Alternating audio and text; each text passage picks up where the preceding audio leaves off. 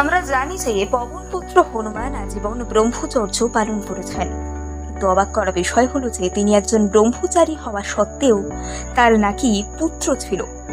এমন কথাই প্রচলিত রয়েছে বিভিন্ন প্রাচীন ভারতের অঞ্চল সহ দক্ষিণ পূর্ব এশিয়ার অঞ্চলগুলোতে প্রচলিত রামায়ণের সংস্করণে। তবে এই তথ্য নিয়ে মতভেদ রয়েছে, কারণ বাল্মীকি রামায়ণে হনুমানের কোনো পুত্র ছিল বলে সেই রকম কোনো তথ্য পাওয়া যায় না।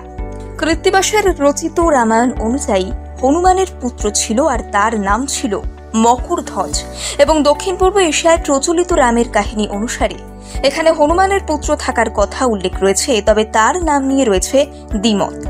এই মত অনুযায়ী তার নাম ছিল মৎসানু। কিভাবে জন্ম হয়েছিল পবনপুত্র হনুমানের পুত্রের? লঙ্কাকাণ্ডের কথা তোমরা সবাই জানো, যে কিভাবে হনুমান তার লেজে আগুন লাগিয়ে জ্বালিয়ে দিয়েছিল রাবণের স্বর্ণের লঙ্কা। এরপর সে আগুন নেভাতে হনুমান সমুদ্রে যান। এরপর প্রচন্ড গরমের কারণে তার শরীর থেকে ঝরে পড়া ঘাম গিয়ে পড়ে সামুদ্রিক প্রাণী মকরের মুখে। এইভাবেই মকরের গর্ভে আসে একটি শিশু। এই মকর ধরা পড়ে যায় পাতাল লোকের অধীশ্বর রাবণের পুত্র অহিরাবণের সেনার হাতে। এরপর মকরের পেট চিরে ফেলে তারা, যার ফলে সেই সময় জন্ম হয় তার গর্ভে থাকা শিশুটির। সেই সময় তার নাম দেওয়া হয় মকরধ্বজ। যখন মকরধ্বজ প্রাপ্তবয়স্ক হয় তখন অহিরাবণ তার সাহস এবং শক্তির প্রমাণ পেয়ে তাকে নিযুক্ত করেন পাতাল লোকের প্রবেশপথের রক্ষক হিসেবে। পরবর্তীকালে রাবণের স্বর্ণের লঙ্কায় রামচন্দ্র আক্রমণ করলে অহিরাবণ রাম এবং লক্ষ্মণকে অপহরণ করেন এবং সিদ্ধান্ত নেন যে তাদের দুজনকে দেবী মহামায়ার সামনে বলি দেবেন। অন্যদিকে হনুমান রাম এবং লক্ষ্মণকে খুঁজতে আসেন পাতাল লোকে। সেই সময় তার সাথে পাতাল লোকের দ্বারে দেখা হয় অর্ধেক বানর অর্ধেক সরীসৃপ মকরধ্বজের। তখন তাকে তার পরিচয় জিজ্ঞাসা করলে তিনি উত্তর দেন যে সে হনুমানের পুত্র মকরধ্বজ। এই কথাটি শুনে হনুমান চমকে ওঠেন এবং পরে তিনি ধ্যান করে জানতে পারেন সমস্ত সত্যি। তবে মকরধ্বজ হনুমানকে পাতাল লোকে যেতে বাধা দেন, কারণ মকরধ্বজের শিক্ষক ছিলেন অহিরাবণ, তাই তার দেওয়া দায়িত্ব তিনি পালন করে যাবেন।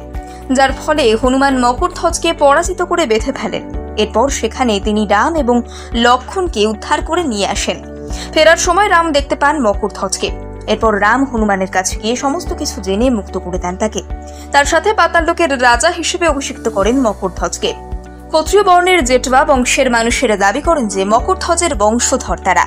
হনুমানকে তারা তাদের ইষ্ট দেবতা হিসেবে পুজো করে।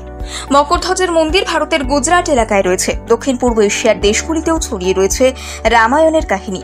থাইল্যান্ড এবং কম্বোডিয়াতেও রামায়ণের আলাদা আলাদা সংস্করণ রয়েছে। এই সংস্করণ অনুযায়ী হনুমানের পুত্রের নাম ছিল মৎসানু বা মৎসানু, এমনটি উল্লেখ পাওয়া যায়। রামায়ণের এই সংস্করণের কাহিনী অনুযায়ী যখন হনুমান বানর সেনা নিয়ে সীতাকে উদ্ধার করার জন্য পাথর দিয়ে সেতু বানাচ্ছিলেন, সেই সময় তাদের সেই পাথর কে বা কারা যেন সরিয়ে ফেলেছে। এই খবরটি জানার পর হনুমান সমুদ্রে ঝাঁপ দেন এবং দেখতে পান যে এই পাথরগুলো মৎস্যকন্যারা সরিয়ে দিচ্ছে। খোঁজ নেওয়ার পর তিনি জানতে পারেন যে এই মৎস্যকন্যাদের প্রধান হচ্ছে সুবর্ণ মৎস্য, যিনি আসলে রাবণের কন্যা। থাইল্যান্ডের সংস্করণ অনুযায়ী রাবণের নাম থোথ সাতান, যার সংস্কৃত অর্থ দশকণ্ঠ থেকে অনুপ্রাণিত। সুবর্ণ মৎস্যকে যতবার হনুমান ধরার চেষ্টা করেছে ততবারই সে পালিয়ে যাচ্ছে, তাকে কিছুতেই ধরতে পারছে না হনুমান। বানর বাহিনী যতবার সেতু বানানোর চেষ্টা করছে ততবারই তিনি তার দলবল নিয়ে সব নষ্ট করে আবার পালিয়ে যান। হনুমান সুবর্ণ মৎস্যর সাথে এমন লুকোচুরি খেলতে খেলতে ধীরে ধীরে তার প্রতি ভালোবাসা অনুভব করতে শুরু করে। এরপর সুবর্ণ মৎস্যকে তিনি তার এই ভালো লাগার কথা প্রকাশ করেন। তখন সুবর্ণ মৎস্য বলেন যে তার পিতা রাজ্য রক্ষার্থে সেবার বারবার নষ্ট করে দিচ্ছে সমুদ্র পথে সেতু বানানোর চেষ্টাকে। তখন হনুমান সুবর্ণ মৎস্যকে বলেন সীতাহরণ থেকে শুরু করে সমস্ত গল্প। সমস্ত কিছু শোনার পর সুবর্ণ মৎস্য সিদ্ধান্ত নেন যে সেতু বানানোতে তিনি আর বাধা দেবেন না।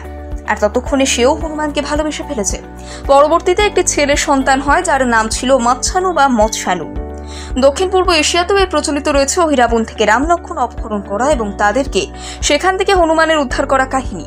তবে এই কাহিনীটিতে একটু ভিন্নতা রয়েছে। হনুমান রাম লক্ষ্মণকে খুঁজতে গিয়ে একটি সরোবর পান। সেই সরোবরের রক্ষক ছিলেন মৎসানু। এরপর হনুমান এবং মৎসানুর সঙ্গে লড়াই করবার এক পর্যায়ে দৈববাণী হয় যে মৎসানু হলো হনুমানের পুত্র। সেই সময় মৎসানু জানায় যে অহিরাবণের কাছে সুবর্ণ মৎস্য রেখে চলে যায়, তাই তিনি হলো তার পালক পিতা। এই কৃতজ্ঞতা বোধ থেকে সে অহিরাবণের সাথে বিশ্বাসঘাতকতা করতে রাজি নয়। তবে তখন হনুমানকে মৎসানু একটি ধাঁধা বলে। সেই ধাঁধা সমাধান করতে গিয়ে হনুমান বুঝতে পারে যে এই সরোবরে থাকা পদ্মফুলের মধ্য দিয়ে যেতে হয় পাতাল লোকে।